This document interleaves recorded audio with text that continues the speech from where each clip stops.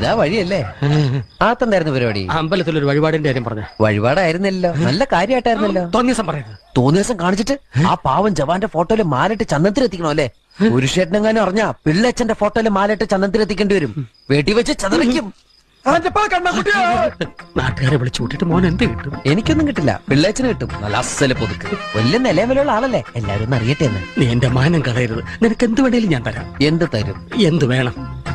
അച്ഛന്റെ കയ്യിൽ നിന്ന് കള്ളക്കണക്കെഴുതി വാങ്ങിച്ച കുരുടിമുക്കിൽ 25 സെന്റ് സ്ഥലം. അയ്യോ മാധവ, അത് എഴുതി തരൊന്നും വേണ്ട. അവിടെ എത്തണം, എനിക്ക് വിത്തറക്കണം. അതെന്റെ ഒരു മോഹം. ഞാൻ പടവല വിട്ടിരിക്കുക. ആയിക്കോട്ടെ, അത് വിറ്റ് കഴിഞ്ഞാൽ എനിക്ക് വിത്തറക്കാലോ. ഇറക്കാം. ഉറപ്പാടാം. പോകാൻ വരട്ടെ. ഇതൊക്കെ മറക്കാതിരിക്കാൻ ഞാനൊന്നും കൂടെ തന്നാലോ? വേണ്ട, ആരും കാണൂല. വേണ്ടെന്നേ. എന്നാ ചാടിക്കോ മോനെ.